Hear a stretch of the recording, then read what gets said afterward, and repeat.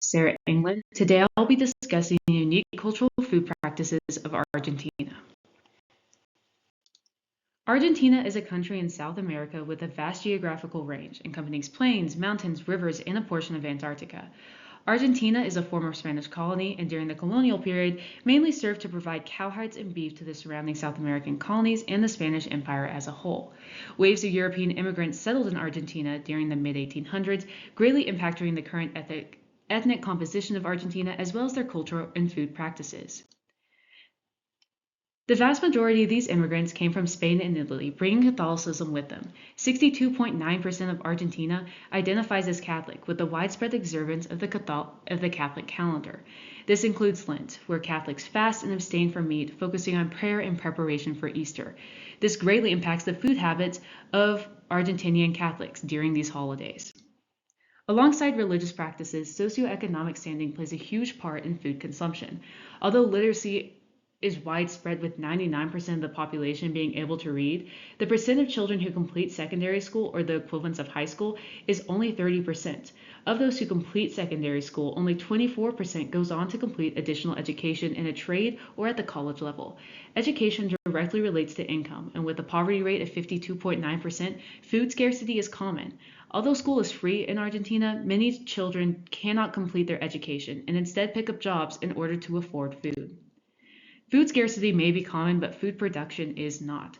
The Pampas regions of Argentina is the backbone of their agricultural economy, producing crops such as wheat and soybeans, alongside livestock products such as beef and wool. These food products mainly travel along the Panera and the Uruguay rivers, bringing food to the major population area of Buenos Aires. In more rural areas, food has a more spiritual impact, with traditional health beliefs such as the hot and cold method. The hot and cold method is a treatment that aims to balance the body by eating certain foods or using certain remedies. For example, if you have a fever, you eat something cold. These traditions are usually done by a traditional healer who uses a combination of spiritual, herbal, and ritual techniques to treat illnesses and ailments. In Argentina, some of these common ingredients are figs, garlic, and cinnamon.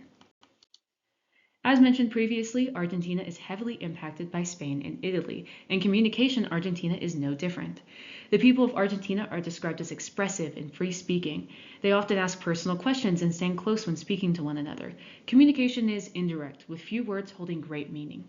This description firmly cements them into a high-context communication style, where society relies heavily on implicit understanding, situational context, and nonverbal communication.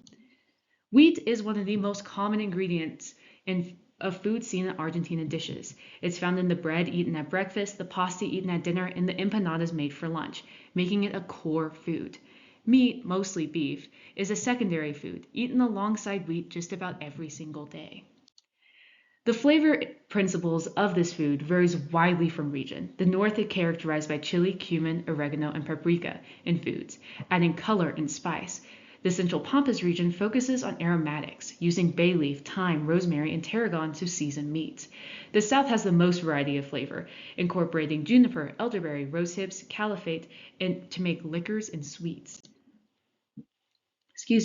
Meal patterns are very similar to that of Spain and Italy. Breakfast is simple with pastries and a coffee. Lunch holds the most variety with salads, empanadas, and sandwiches being common. Next is Buendia, or an afternoon snack, which is very similar to breakfast and happens around 5 p.m.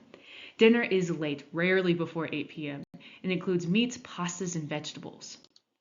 Meat and grilling is a huge part of Argentine culture.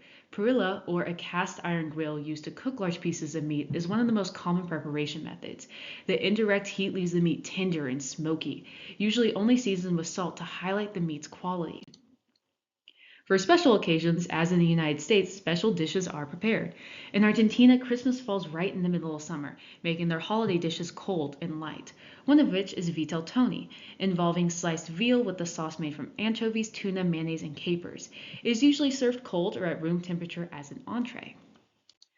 Jumping back a little bit in time, food preservation was vital. As with many other cultures, Argentina has a long history of salt preservation, where salt was used to dry out the meat, leaving it resistant to microbial growth.